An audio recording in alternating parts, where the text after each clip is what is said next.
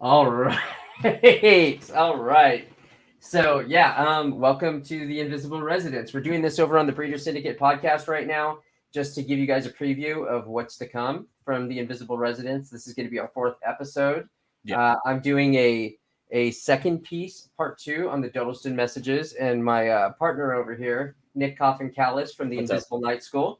I'm going We'll be to doing. Go ahead. Dexter, Michigan. I'm going to tell the whole story again because I went through the whole bit and found out it wasn't live. Yeah. So we're a good 18 minutes in on performing this until we realized, oh, we're not live. So which is good because we don't want to swear in the first minute, and I did. So did I this time. Yeah. So we're good this time. We're ready to rock. So let's kick it off. We started off. Kick it off. Roll my film that'll get us up to speed with what we're talking about. All right, here we go. Roll it. In 1966, a wave of sightings were being reported in southeast Michigan, primarily surrounding Washtenaw County, that began as early as March 14th. Nearly a week later, Frank Manor was returning home with one of his dogs when he noticed a strange light in the sky. Initially, he dismissed it and went inside for dinner. But as he describes... Well, first beginning, we were watching television, and we have 6 dogs here, and they started raising a fuss, in which they never do much, so I went outside and gave a yell at them, and as I turned around to come back on the porch, I looked to the north of me, and looked like a fallen star meteor. It was red and kind of coming down, and on about a 45, and so then I watched it, and I was going to see if it landed, and then maybe go down and see what it was. And when it got to the top of the trees, it stopped, and a blue and a white light come on it.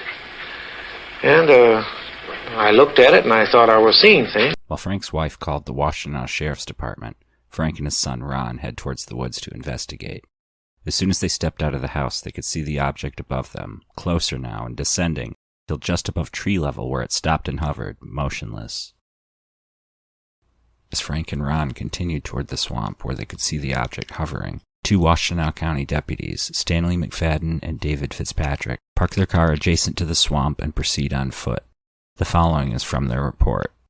Well, in the woods area, a brilliant light was observed from the far edge of the woods, and upon our approaching, the light dimmed in brilliance. The brilliant light then again appeared, and then disappeared.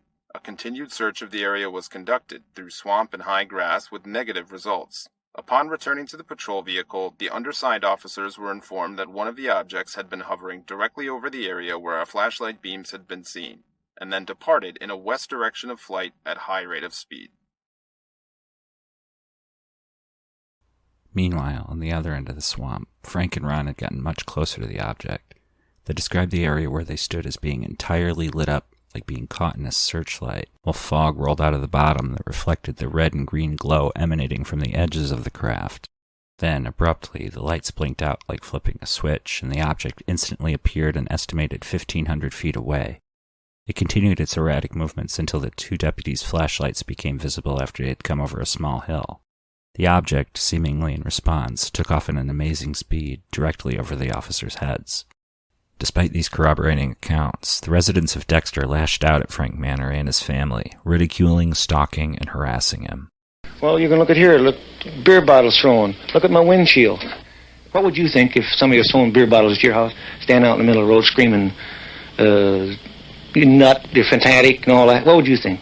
Are you sorry now that you did tell people what you saw? Yes, I am. I'm sorry because not that it's not the truth, but it's just the idea, the reaction of the people. They think you're a nut. Tell you the truth, that's just what they figure you are, and I'm not going to take it no more. I don't want nobody down in here. I just leave me alone. And if the thing lands right there by that pump, I'd never say a word. Then he got out and talked to me. I wouldn't tell nobody. That's just the way I feel. I'm bitter and disgusted in the whole matter. And if people's going to act like that, I hope one lands right in Ann Arbor, right in the middle of Detroit. There we go. Back. So while this flap, a UFO flap for the non-UFO people, is kind of a concentrated time period and location of sightings, it's also called a wave.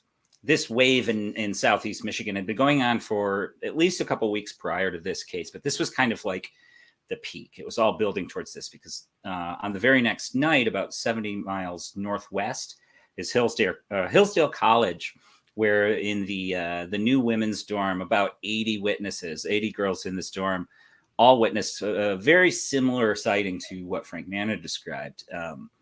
Now, their dorm mom, which I believe is an RA, we talked about this last time. I think it's an RA.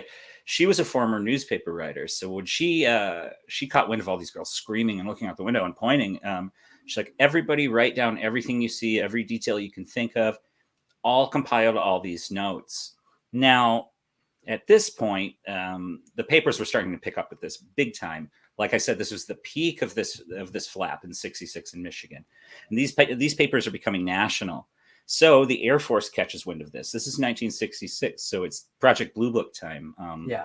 Right now, run by Major Hector Quintanilla, who is kind of reluctant to have this post at Blue Book. So he sends Hynek down to Michigan to interview people.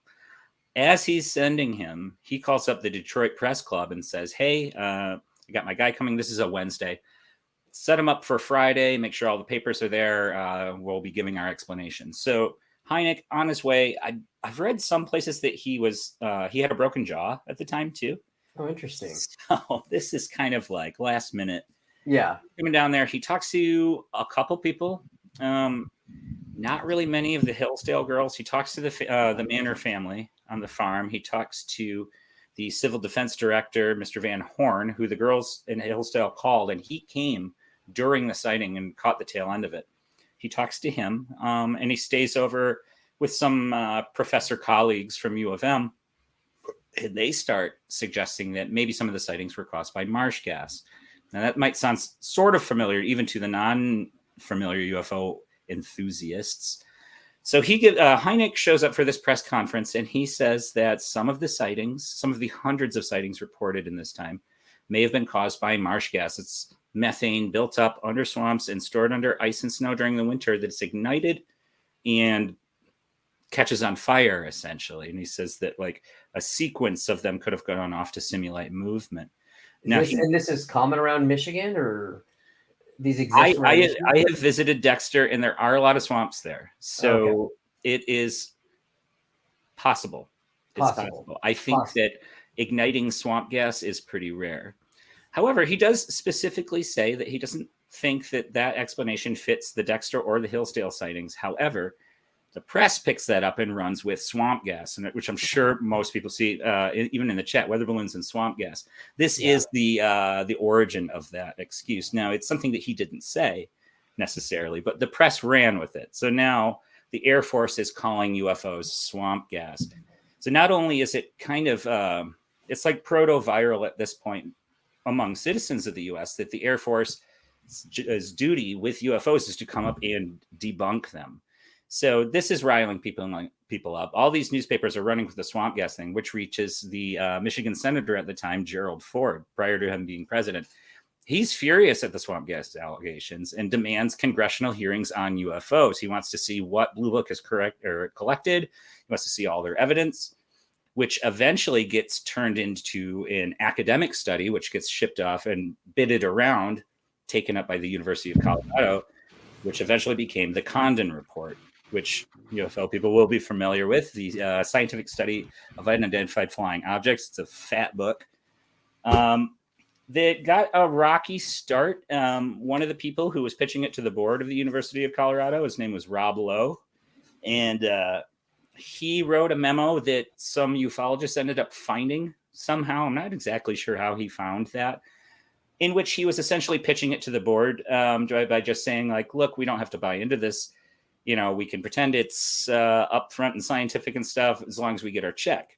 Yeah. Which is dubious. It's sus for sure. For sure. The work's all in here. They go over a lot of cases in here, and there are some unknowns left over. I think the important thing to remember, though, is unknown is not an alien. That's still a stretch, and that's still a case you have to make with evidence. Yeah. But as I was talking, where'd I go? I don't know. Your cam went out. I think we're still hear you. We're cursed tonight. Yes, I think that there you are. That is the wrong camera, though. Sorry, man. It's all good. This is effed. I'm not cussing tonight. There we go. There you go. So I think kind of the method in which the lazy at the time press picked up and ran with that is really similar to how I see a lot of the UFO community acting towards prominent skeptics now. You have people like Stephen Greenstreet, Mick West saying that like this video is a seagull, it's not a UFO, or this is a drone. And you see a lot of the responses coming back saying like, oh, Mick West says everything's a seagull. You see prominent figures like Dr. Gary Nolan making seagull jokes to Mick West. When this all originated from that stigma that they all whine about, I think it's the irony is palpable. And I think they should take a look back into history. Yeah, they should. I mean, so, and while I think that swamp gas might explain a case here or there, or other mundane things likely do explain cases here and there, I think that in particular, the Dexter and the Hillsdale cases are interesting and not explained yet, and worth more people looking at, more scrutiny, and more crowdsource investigation. Yeah, I mean, that's my piece. How often do you see quilted, skinned? Oh, yeah. Did I say that live yet, or did I say it last time? Yeah, the Manders described this object. I mentioned that it was mostly silent in the video. The one sound it did make is when it took off, it made the sound of a ricocheting bullet. And they described the outside of the craft as it was essentially football shaped with lights on the end and something on top. The whole skin of it had a brown quilted structure to it, which is really unique. I haven't seen that in any other UFO sighting. It's really strange. Is that a common occurrence of swamp gas to be quilted? I don't think textures? so. No. I don't think it makes ricocheting noises. Did Hynek give any explanation? Do we know? Not for that one. They went out. There was they looked for trace evidence. Van Horn, the civil defense guy, found a circle out in the field, a perfect circle. Now, was this related to the sighting? We don't know. He brought out his little Geiger counter. This guy was a turbo nerd. Yeah. He didn't find any like got a pocket Geiger or anything like that. But he seemed into it. One account that I read actually stated that he was the first one to suggest to Hynek the swamp gas idea, despite the fact he witnessed it and didn't think it was swamp gas. He threw that out there, though. This guy was a nerd, like I keep saying. Oh, Lord. So the girls... I bet he regrets that. Yeah, the girls at the Hillsdale dorm, they call up the civil defense guy. They get his wife. He's off running around. And she's like, oh, did you guys hear about all the cases in Lansing, too? Freaking out everyone who called her. They're calling up the civil defense director. They get his wife. She's saying, oh, he's not here right now, but they're seeing him in Lansing, too. These ladies were panicked. Yeah. He eventually comes home, gets the message, rushes over there, and catches the tail end of the sighting.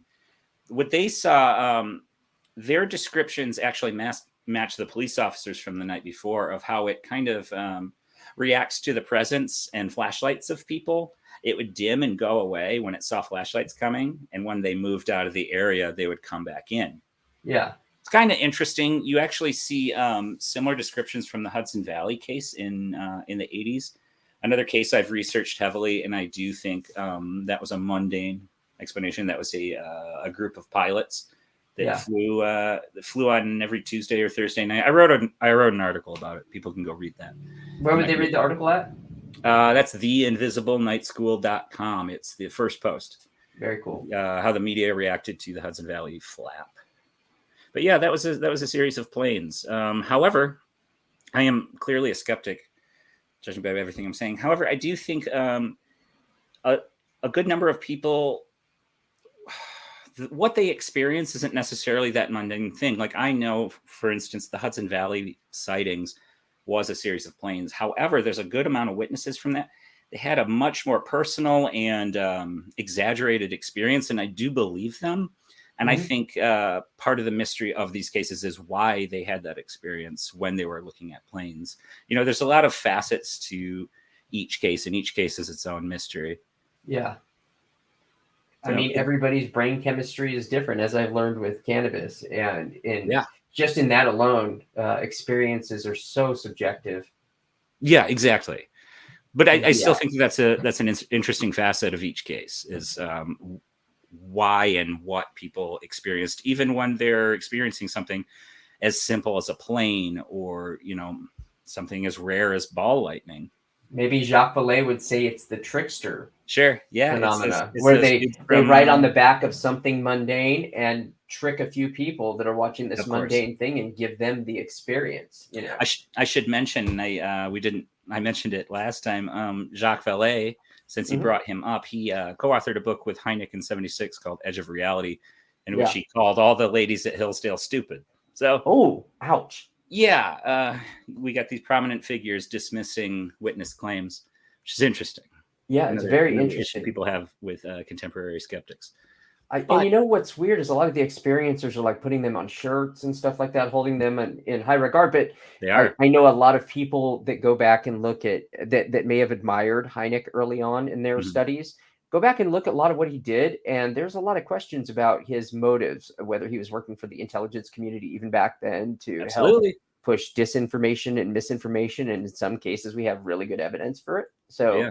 Well, he was part of that Invisible College, which my site is a play on that name, which is still going on. I mean, there's still people involved in that. It's that same crew that you see behind like all the modern UFO stuff that you're seeing. It's that same group of Scientologists, essentially. Yeah, I mean, I've still never understood if the Invisible College was the same thing as the Aviary, or if it was. The Aviary. Who knows? It's a bunch of nerds. It's LARPing. It's a bunch of LARPing nerds that people take too seriously. But that's not to say like all of this stuff. I'm not a believer in like Lou Elizondo, for example. But that doesn't mean I dismiss every UFO case. I like to look at each one that at least seems compelling, at least from the start, which is how I came across the Lake Michigan case of '94, which we did an episode or two ago. It's how I found the Dexter case.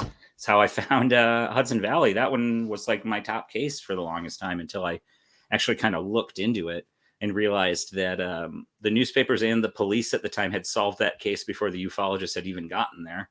Oh, wow. Yeah. But it's still a fun story. And it's fun seeing how like rivalries and arguments and discourse, even in between the UFO enthusiasts, was flying back and forth. Even back then, it was just the proto UFO Twitter of the time, writing in respective journals at each other, basically hit pieces. Yeah. But, I love collecting those old journals for that reason, because you can see a lot of these old interactions, like even private communications done publicly, but kind of with, like undercurrents of throwing shade. Absolutely. I mean, what was going on between Dick Rull and Philip Imbrogno at the time? Imbrogno was really pushing the mystery in the Hudson Valley case, like really hard, and he wouldn't let it go. Even when Dick Rull staked out the airport and caught all the pilots and even gave a tail number to one of the planes, he was still fighting that. And then he eventually got into dealing with channelers, essentially. And then he turned out to be a fraud. He was making up his entire education background and possibly his military background. So, yeah, if you go out and read Night Siege because you want to learn about Hudson Valley, just take it with a lump of salt and understand that it's written by a fraud. Yeah. And of course, it had Hynek's name attached to it. This is the last thing he worked on before he died. And I think that gave a little bit of a credibility boost to Imbrogno, unfortunately. Oh, I'm sure. Yeah. That's the story of Hillsdale and Dexter and how it led into the Condon report and the government stopping their investigation of UFOs officially, even to this day. As you talk about the end of that, it kind of brings me to my case this week and some of the frustrations that I found around this case. So when I first started listening to this case, I first encountered it on, I actually wrote their names down because I did not want to forget them this time. Nostalgia Nerd podcast, Astonishing Legends podcast did a great job with it too. And Y-Files did it as recently as 6 months ago. Now, looking at their coverage of it, it seemed like only a few of them actually read the book all the way through. and only one of them, I would say, really, really gave a good idea of what was going on, but still, I think, had I had known, I may not have even spent the time reading all this as much as I have. Well, it's a good thing you did, because we can finally cover this now. Yeah. Because no one's really done their due diligence in covering this case, it sounds like to me. I'm not familiar with all of the sources you listed, but I mean, I get the impression that we're going to be delving into a little bit new territory here. Yeah, I think so. So I'm going to go ahead and kick this up. Yes. I think last time I actually left the cut in here, so we knew exactly where he left off. I think it was like slide 40 something. Let's see. Hopefully it'll catch up. And there we go. Yeah. So here we are. We start at we have a guy from the Middle Ages. Just as a quick recap, we have a male from the Middle Ages identifying himself as LW, later to be found as Lucas. I can't remember the last name. Lucas is what he mostly goes by. He says he's from the Middle Ages, and he's pretending, acting, or actually experiencing people from another reality in our current time as we understand it. And they are talking to him on a BBC microcomputer. Mm-hmm. And it just so happens that one of the days they open the file, this random file named with their the first letter of each of their first names. They open it up, and this communication starts with this character that seems to be coming from the Middle Ages. So as it goes on, we're still seeing more poltergeist stuff happen. We're seeing more milk cartons stacked, the cat food stacked. Classic. All this is still going on. Ken Webster, who wrote the book, the Vertical Plane, I believe it's called. Mm-hmm. He's the one who wrote the main book that I spent most of my time reading. After listening to the podcast and stuff, I enjoyed it, but I wanted to see from Ken Webster's point of view if there's anything I could add to it. Sure. So as we go back and we look at where we're at, there were the discrepancies with the punctuation and the spelling and phrasing mm-hmm. of words. Depending on who you talk to, one of the people involved, I'll run over who's involved actually. So we have a quick recap of that too. Right. We have Debbie. She's 19. And we have Ken Webster, who is either 29 or 49, depending on where you look in the book. Right. We have Nick, the writer, who was originally why they brought the computer home. And Nicole or Nicola, I believe, lives with them on and off randomly throughout this story. We have Peter, who works with Ken Webster at his school as a teacher, and Peter is an English teacher. And despite all the grammar errors, it really seems like Peter was the one who was pushing the story that this is unique phrasing, right. That it really is legit, despite the punctuation, the weird things they were getting wrong.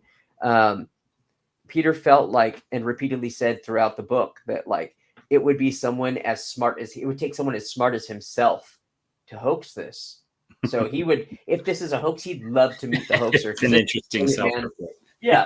Yeah. Now, not only was there like weird kind of grammatical and spelling errors, but I think once they got to communicating back and forth, I think they asked like who was the king, and they got the age wrong too. Yes, they were asking who was King Henry married to at that time, because that's really easy to date, like which wife he was married to at which time, mm-hmm. who was alive, and I believe they said Catherine Parr he was married to at that time.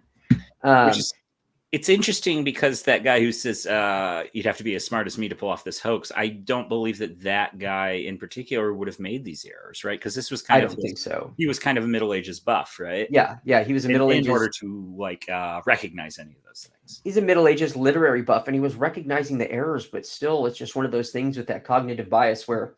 Sure, you want to. And a lot of people suspected him at the time too, because he was so convinced, and he was capable of writing this. A red herring. Yeah. So over the next several weeks, we start moving forward. Computers were borrowed. Here's some slides of the house, just so for people that are watching the video can get an idea of roughly what the house looks like where all this is going on. So here's an example of Peter, the English professor.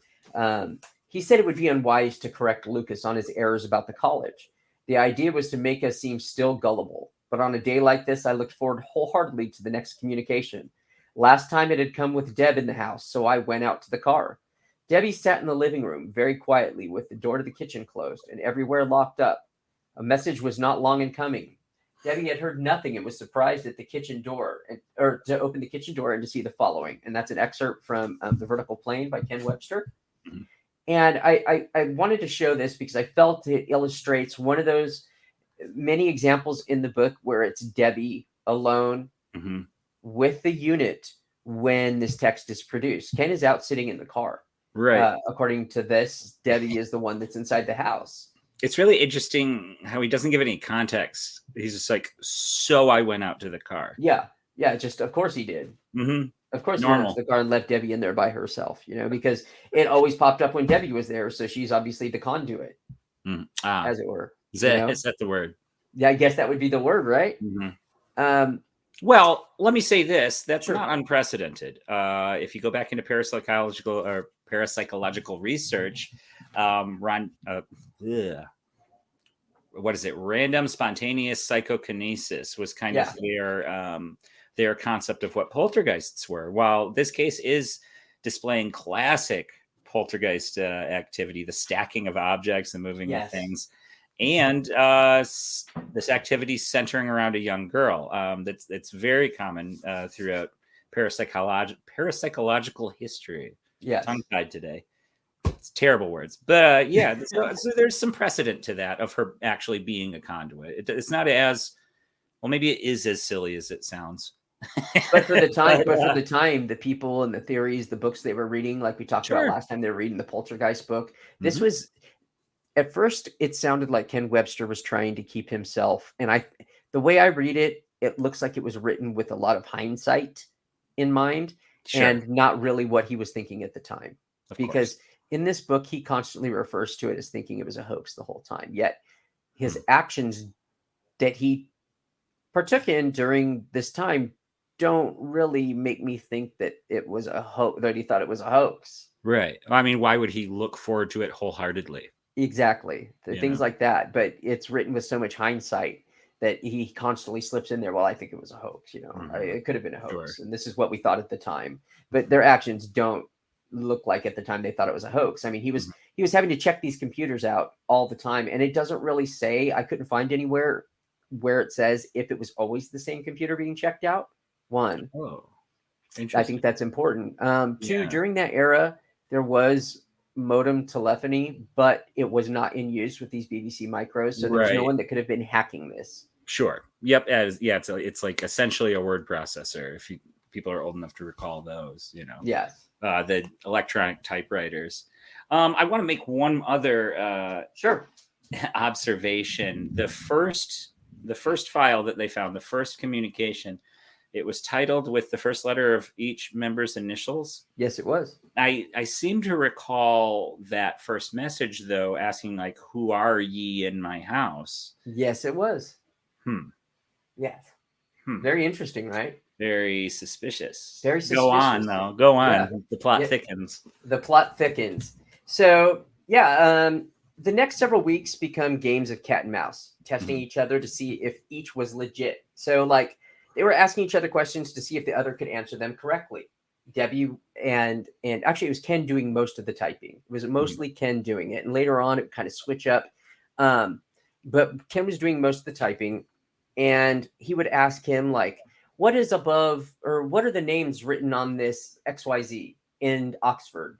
Blah, blah, blah. Because it was written back during that time. And he wants to see if this person really is in Oxford, able to, catch this stuff. And the person would come back with, all the names correct, but they'd write that it was in the wrong section, and without Ken telling them, we got you. This is the wrong section. He would write back the next time, like, oh, my apologies. I got the section wrong. It was actually, and so he'd correct himself without even being directed to be corrected, if that makes sense. Yes. Which was really interesting. So it's almost like maybe he was in their times, liminal time space where he could hear, see, touch, interact with objects. Because remember, there was a picture that he touched that caught on fire or burned the edges. Oh, yeah, that's right. So they were exchanging physical items. And at one point, and it's coming up here shortly, you'll see, let's see, where is it? Lucas actually writes on the wall in chalk like this. This is what it looked like. And he writes on the wall in chalk. And this is shortly thereafter or right before, I can't recall, Debbie has a dream of Lucas. Oh, interesting. Debbie has a dream of Lucas, and he's like a fleeting figure in her dream, dressed in, old garb and whatnot. Mhm. And oddly enough, the next day, a message appears. Lo and behold, A message appears on the screen, and Debbie, it had a lot of words for Debbie about how beautiful she was and how much of a lady she was. And now a little bit before this, he was also going through writing her, calling her a tomboy, telling her she needed to be more of a woman for her man. Oh, which is really interesting advice. You know what I mean? Like, yeah. It was very interesting advice. Go ahead. I'm really confused about this Lucas figure who seems to be at once kind of like omniscient, but also very confused and not a very accurate writer. Yes. Doesn't know his facts. It's really strange to me. Like, is he present? Does he see them all the time? They're all trying to figure it out. Is what I'm getting. Yeah, I mean, it sounds like Ken is trying to figure this out the best way he knows how, and at the same time, he's trusting Debbie implicitly. Mm-hmm. He doesn't believe it's her. Sometimes, like there was airs of it, and she would get really mad and say, "It's not fucking me," all mad. But here we go. The first message was received that night while Debbie was asleep downstairs. It appeared that we didn't have to go out at all. Debbie was worried that if she didn't go out, people would think it was her. I told her not to be so childish, and another row followed. To get out of the way, I took the message to Peter for his views on it. Peter was just so enthusiastic that at times it was embarrassing. And that's referring to the English professor, again, that sees these errors, but constantly gets excited every time there's a new message. And here again, we have Debbie by herself with it, Mm-hmm. Once again. See, there's some more words of wisdom. I'm trying to figure out where I am in the story here. Sorry. So here's an example of Peter obviously seeing something happen and physically seeing Peter, who was the English professor. Somehow Lucas was able to see him there. He said Lucas Wayneman had evidently seen Peter at the cottage. Peter was about 50 years old. Lucas too, it would seem. There was one difference about this message compared with the other recent ones. The file name was a little odd. I had used PTR as a name, but it had been changed to TRP during my sleep. Funny, I didn't hear anything. In moving from one file to another, the disk drive makes a whirring noise. Changing the file name would mean using the disk drive. And the computer makes a beep noise if one makes a mistake. So he's trying to find reasons why it couldn't possibly be anything but paranormal there. Sure. Let's see. We'll lose. Is it a love poem to a beautiful girl? So this is the love poem that was written after Debbie saw him in the dream. Sure. And I would read it, but it makes no sense. But right. Yeah. It is written kind of strange. I will say, like if you are legitimately experiencing this, having a dream about it isn't so far-fetched. I will say that. Sure. However, this is one person's story now, it seems like. It seems like that's where it keeps going. Right? Yeah. And at one point, Lucas gets knocked off a horse and is injured.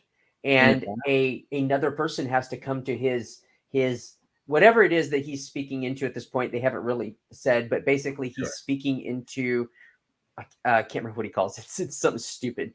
But it's basically a light box that he speaks into. He speaks and it types for him. So his friend apparently was in on this and knew how to use it and wrote the letter for him that, he had fallen off a horse and that Lucas Wayneman's true name is not Lucas, which is the first time that they're kind of told that this is what it is. It says, "My good man, I have heard of your griffins, lions, and wondrous possessions, and it is too fantastic to understand. Your people are unnatural, although I have no dread. You are a phantasm of great powers. It is my theory that you are in the future, so you can tell when the king ends his reign and who is take the crown. How do you cure the people of your time? Is the computer yours, pray?" So he's even using words like computer, whereas when Lucas was typing, he would call them commuters. Oh. So his friend knows computer, but Lucas didn't, which is real interesting, The fashion of our time is such that I will not give my own name nor Lucas's true description and name. So that's the first time they have an idea that Lucas's name might not be his real name. So if it's not Lucas, who was it? What were the controls used to make sure there was no human interference? And here's where we have the controls. So here's how this is here where they really tried to dial it down. So they talk about meeting up with Mr. John Stiles. Mr. John Stiles is from the PSR, the SPR, the Society for Psychical Research in England. Oh, famous for working with the Enfield poltergeist case, all the other cases around England. Yeah, they go back to the 1800s in the spiritualist movement. Yep. They were kind of big on debunking mediums at the time. I was talking about them in my ghost episode on the other channel a little while back. Yeah, and of big course, names involved. They were big names involved. And to be honest, the Society for Psychical Research, even though they did get a little bit involved, they didn't believe any of it. They thought it was a hoax. They thought it was a genuine hoax. So it says here, later that week, a Mr. John Stiles rang me at my home. He said, the research liaison officer for the Society of Psychical Research. He had a very academic, very correct manner, yet he seemed relaxed and at ease with himself. I was trying hard not to sound silly or a crackpot. It is difficult to talk to strangers. I filled him in on the background, and he moved quickly on these three theories. Firstly, the hoax. The usual schedule of culprits emerged, Debbie and myself top of the list. Secondly, he thought one of us might be causing it unconsciously. This was something which deserved the serious consideration. Although the apparent authenticity of Lucas's language militated against it somewhat. However, John Stiles didn't see much of interest in the language. This irked me, but he had only a snippet or two to go on and can seem quite inauthentic on casual inspection. Thirdly, he introduced the notion of mental interference with computers, although this usually resulted in nonsense or merely screen failure or equipment failure. There was, he said, only something. He gave no further clues. And the Society for Psychical Research ended up saying that it was probably someone using radio frequency to hack them, which isn't really the best explanation looking back at the time and the technology. We know that wasn't really something that could have been done at the time. Not possible, but an interesting idea. And nonetheless, they knew that it was probably not a ghost, you know. I do like that the RSPK kind of came. I mean, he didn't say it like that, but essentially, it's you creating it with your mind, or creating a poltergeist with your mind, which is, I think, something they still maintain. I think that's still kind of their MO at the SPR. Yeah, it is. And it says, to interest the SPR, we would need to eliminate the first two possibilities. John Stiles suggested putting locks on all the relevant doors and windows, depositing the keys with the bank while the computer was left on and waiting. I didn't take up this suggestion, I'm afraid. I simply could not afford to be without access to the kitchen during building work, nor did I want to risk not being able to respond to Lucas during this sealed period. He might think us gone and stop his communication. Far better, I thought we could keep it all going and accumulate material. If there was a hoax, it would show eventually. So... Okay. I'm developing a theory of my own now, but do go on. It's getting interesting. So here's one of the main arguments of it not being Debbie. Okay. Lay it on me. In the book, it says Debbie finally got around to inviting her mother and brother down, which, although hardly scientific, would be a useful start. The conditions were to be as close as usual, or as to the usual successful pattern as possible. The computer sat on a table by the refrigerator in the kitchen. A short greeting or message from us would be put on the screen. Normally, this was all there would be on this particular file we were using. The computer would be left alone. The door to the kitchen would be closed. If Deb was staying in the cottage, she would sit in front of the fire very quietly. Perhaps she would fall asleep. Anything from a half an hour to a couple of hours later, she would open the door and check beneath the message by scrolling the screen with the cursor keys. If the computer made an infuriating beep, the file was not opened beyond the particular something indicated. So it was Debbie checking on it. Deb is checking on it. And it says in the middle of the night. Look for any new file names which might indicate new communication. Lastly, the existing files would have to be checked for additions. Lucas had been known to use existing files and tag something on further down or indeed wherever. On this particular occasion, I left a message asking Lucas for some information on Thomas More. Then I went to Dave Lovell's house for the evening, deliberately keeping away. As I have said, the conditions weren't scientific, but I should like to quote some notes made by Debbie's mama. Oh, mommy. Here's what mommy said. Okay. My son and I arrived at Meadow Cottage at approximately 7:45 p.m. on April 5th, 1985. A few minutes later, a friend of Mr. Webster's called at the front door for something. After a few words were exchanged between my daughter and the caller, he left. We three, my daughter, Debbie, my son, and myself, went into the kitchen. We checked the windows and doors in the kitchen and the bathroom. The back door was locked with a chain on the inside. The windows were closed, including the skylights, though we did not have time to check if they were locked. We then gave our attention to the computer. All previous entries on the disk were inspected. Debbie typed a few lines on the screen, and as far as we knew, there was nothing entered after that. And then at 8:03, they went in the living room, closed the door to the kitchen behind us. I noted the light had been left on inside the kitchen. We settled down quietly, reading or writing, occasionally speaking. I was not listening intently for noises. This was unnecessary, as we were very quiet ourselves, but I did hear one or two noises which appeared to come from the kitchen, the sort of a noise a mouse might make. I felt cold at times. At one stage was shivering. We all kept our coats on as there was no fire in the hearth. And, they go back in at 9. Debbie left a weight on one of the keys to scroll the screen because she needed to go to the bathroom, and there did not appear to be anything entered in the file since we left last. After a minute, we were startled by a high-pitched noise coming from the computer.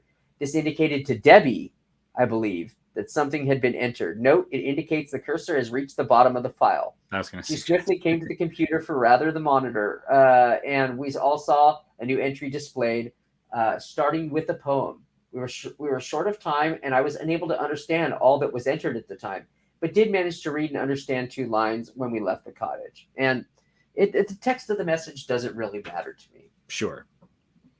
And, the story goes on. There are people from the future that call themselves 2109. We're not sure if that's the year or they're just from the future and that's their name. But none of that really matters to me either. No, it's more of the same, essentially. It's just with different window dressing. Yeah, it's more of the same. It's people promising and, predictions or confirming, denying certain questions, and they're kind of off, but just enough to where you can kind of make it fit yourself. I mean, it turns out his name is Thomas Harden, which the school that they work at was Harden School, and his last name fits. There's all kinds of crazy attachments, but again, I got this far in, and as I read how their stringent stuff wasn't so stringent protocol here. Yeah, Debbie was left with stuff. It was her family we're trusting. Debbie's always there. It's writing love letters to Debbie. It admires Debbie. Debbie's 19. I start using some critical thinking here. Sure. Right. So like this, for example, these notes by Debbie's mom are a story of a story. Yes. You're reading by one of the principal witnesses. Yes. I mean, it's as good as made up, essentially. Yes. But as we were pointing out, kind of as the story was going, there were a lot of weird little red flags. First of all, like I mentioned, the initials. Yes. Despite the first message being like, "Who for art thou?" Yeah. Who has broken into my home? Yes. Yeah, that's what he said. And then the main witness going out to the car for unspecific, or totally leaving to a whole nother house or going to a bar. Yeah. So pretty strange. Debbie's mom hears stuff in the kitchen but doesn't go look. Yeah. I mean, sure. If that even happened, if mommy was even there. It's and the kicker is, like I said earlier, Debbie is still the only one talking about this. And I was really, like, before I made it to this section, I was really looking forward to joining that Facebook group and talking to her and interacting with her.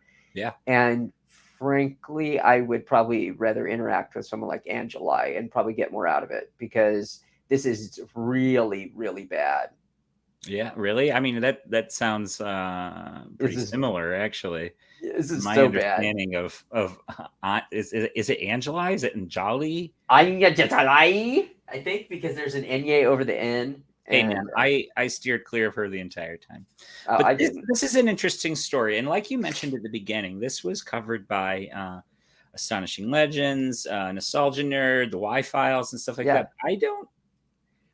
I've never heard this theory that it was solely Debbie. I don't think they touch on that. It's just breaks my heart. Like, no one stopped and we're like, wait a minute. Instead of like carrying this on and making it, ooh, maybe. No, there's no reason to do that. This is just shenanigans. Right. So Shenanigans of a young lady. It makes you wonder about how many other mysterious stories we know that just have only been glanced over. Yeah. And this reminds me of a story from my my skeptical magazine days, where we mostly engaged with ghost hunters and that kind of like pie slice of the paranormal. Yeah.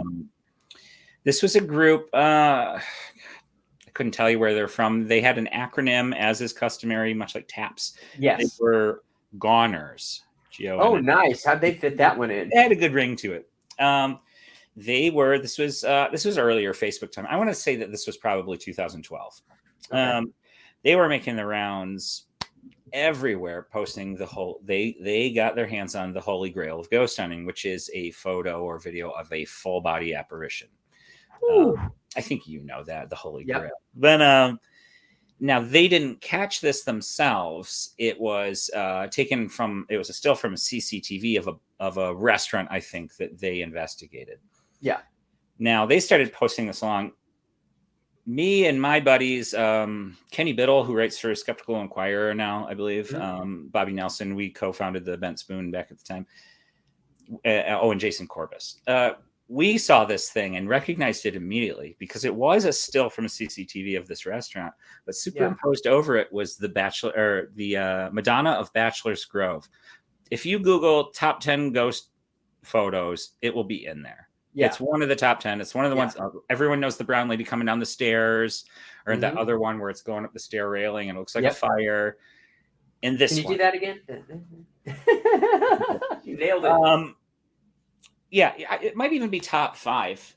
Very blatantly obvious. And we called this out to them. I think, I don't remember if it was Jason Corbis or Kenny Biddle who wrote the article about it and contacted them, but they're like, look, man, like you guys are getting played.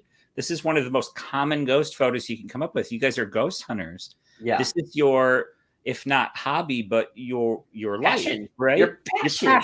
Yeah. They said, well, we don't have time to sit around and read books and research. We're out there investigating, which I thought was... That is a beautiful answer. That's fucking funny. Yeah, that's like a witless citizen type thing. That's exactly kind of the response I got from that dude. Yeah. I see this so often, and now in the UFO community, now that I'm more engaged with them, that they don't know the history. They don't know anything beyond surface level of this UFO stuff, but they're like... live and breathe and shit post on Twitter about UFOs all day, every day. Yes. What's occupying your time and your thoughts? When this is your passion and you don't look beyond the surface, you don't go beyond page 2, or you only look. I mean, they're not even looking at picture books, apparently. Apparently not. The Madonna of Bachelor's Grove, right? It's like the woman in profile sitting on a grave. Yeah, very famous one. Yes. Yeah. I don't know. I thought that was just mind blowing to me. But I mean, we see this stuff now, and we see current, mystery hosts just shoveling these stories, these campfire stories. They're not the full version. They're not detailed in any way. Jeremy Corbell, George Knapp, Bob Lazar. They're slinging the mystery, not what happened. Yeah. So when people like us come along, we're like, oh, this one's really cool. I remember this from, sightings back in the day. And you look at it, man, it's just a pile of shit. Yeah. Disappointing as hell. Sort of. I've come to a point where, like, it used to make me mad. And I think you were talking about being frustrated about it earlier. It's almost kind of satisfying to me now. You can just check that one off. You know what I mean? Like, I know. Intellectually satisfying. People watching know now. Yeah. Check that one off. There's a million more. Every day, people are encountering things that they don't understand. And whether that's, their own fault or because it's something novel, that's for us to find out if it's well observed and recorded. Yeah. But I don't know. I think even as a skeptic, I'm less cynical as I used to be. I still think there's plenty of room for weird crap. Yeah. And I think people do see weird crap. And I think people are going to continue seeing weird things for all time. And that just means more weird mysteries that we get to look at. So that's fun. And then when we solve them, check them off, and move on to the next one because there's a billion. I love being inspired by mysteries, and I felt like this one because granted, like, of course, was thinking it was probably a freaking hoax, but at the same time, I was like, wow, this isn't totally debunked like most of them are. So let's give it a try. But I'm rather disappointed in the in some of the people who came before me that never mentioned how bad the controls were on these trials. Well, there's a lot of interesting aspects to the case. Like I said, the kind of the proto RSPK poltergeist stuff gets brought up. Also, and I may have mentioned this in the last episode, but we got a different audience tonight. All of the kind of like innovation in both ghost hunting and parapsychology comes and rides on the tail of new technology. Yes. If you think about spiritualism and where ghost hunting and mediumship and seances, where all that all started was with the Fox sisters back in the 1800s, cracking their joints like this, claiming they were talking to a spirit named Mr. Splitfoot. However, if you kind of break that down and think about it, just a couple of years prior, the public unveiling of the telegram happened, and it was becoming a popular device. So people were talking over great distances through the ether, as they understood it at the time, in Morse code. Yes, which was how these spirits began kind of communicating with us. We look at this case. Computers are very new. We don't quite understand exactly 85, especially given by what the SPR's suggestion of radio waves hacking into a computer. I mean, most people, the telephone. Yes, Thomas Edison. That may have been a rumor and a myth and kind of exaggerated a little bit, but he did say if they produce an effect subtle enough that it can be read by instruments, then we can communicate with them. So I think that's what kind of the impetus of Thomas Edison working on the spirit phone. But all these new methods of speaking with the dead seem to ride the coattails of new emergent technology. And in this case, is just another example of that happening. Same thing with like recording devices, and we have EVPs and stuff like that. So I mean, like it checks a lot of interesting boxes, even if this case is a hoax, which is like really what it sounds like. I think probably perpetrated by Debbie and the guy who was 29 or 49. Probably 49 when she was 19. I think it was a hoax perpetrated by the both of them. Just by the sound of it. But maybe she wanted a little more attention, it's got a lot of interesting facets to it, and it's got that like little bit of kind of early ghost hunt or Ghostbusters parapsychology kind of stuff going on, which I always love. It's some of my favorite too. So I almost didn't even, after I got to that point, I didn't really want to continue. I was just like so mad at it. But hopefully in the next few weeks, someone posted, I believe, on your Twitter account about a new Zodiac suspect. Oh, yeah. That's right. I've really got to brush up on Zodiac. I mean, I've studied Zodiac since I was a kid and know it inside out. And to be honest, when I initially saw that post, I responded immediately. I was like, okay, there's been so many Zodiac suspects that just based on nothing at all. It's usually my daddy's Zodiac, And I actually delved in. I bought the books from this person. His name's Jarrett Kobeck, and be reading them. And we're going to try to delve into this new suspect because I think that there is definitely at least enough to merit reading into this because I've never had my interest piqued in a Zodiac suspect, and I'm really interested in this guy. I'm like moderately familiar with the Zodiac case. I'll brush up in the time. I think we should we could dedicate a bunch of time to the Zodiac. Since we are speaking to kind of a different audience tonight, and this is our pseudo backdoor pilot, it's not always UFOs or ghosts and stuff. It's weird crap, true crime, but UFOs and ghosts for sure. Anything freaking weird, like unsolved murders, unsolved disappearances. I almost did Granger Taylor today. But then I kind of wanted to get that old stuff I'd cut together for Dexter out there. Well, I'll cover him sometime. Do you know who that is? No. Canadian fellow who's always like building and tinkering. He made this like UFO thing outside of his parents' house that he went and lived in. But then he eventually started becoming convinced that he was receiving messages from aliens, which is a very familiar thing. We hear about this all the time. And he wrote this note to his parents saying, like, I'm off to leave with the visitors. We're waiting for a rainy night, so it'll cloak the UFO. They get in and take off, take my possessions, read my will for further guidance, but I won't be needing them anymore. Goodbye. And the dude just vanished. There's a movie that came out recently. I can't remember the name, but it is that exact story. This chick like goes out with her brother in the desert and he's all crazy saying he's going to build a UFO or it's coming for him or whatever. And then they're filming it. It's like one of those not hidden video, but found footage type things. But yeah, it's an amazing movie. It's absolutely amazing, but it's that same story. Really? I wonder. Yeah, I wonder if it was based on that. I won't get into that too much more because I might revisit that. It's a cool case. Yeah, it sounds like it. But things like that too. Yes. So I hope that kind of sells it to bring some of you guys over to the other channel. I mean, we can obviously talk cannabis stuff on this show too.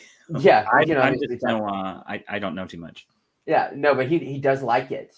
I do like I smoke it all day, every day, but I don't know what it is. I think it's some kind of plant. Some kind of plant that gets me. Yeah. But yeah, I thought that kind of wraps up our thoughts on Dexter and Dodleston, Doodletown. I think that about covers it. So cool. Yeah, thank you everyone from the Breeder Syndicate crowd that stayed and watched today. Like I said, this is going to be like a one-time thing. We wanted to come over here, let people get a taste of the Invisible Residence since there's it's a brand new channel and everything. I want to get everybody interested in it. If you're interested, follow the Invisible Residence on YouTube. We have our own thing. So go there, subscribe. Twitter handle up there. It's Tuesday nights at 6 p.m. Pacific, 9 p.m. Eastern, every Tuesday live. We usually go about an hour. We're coming up an hour now. Yeah. And it's not always the same format. It's not always two stories, but it could be. I don't know. It's brand new, man. This is episode 4. 4. Yeah, 4.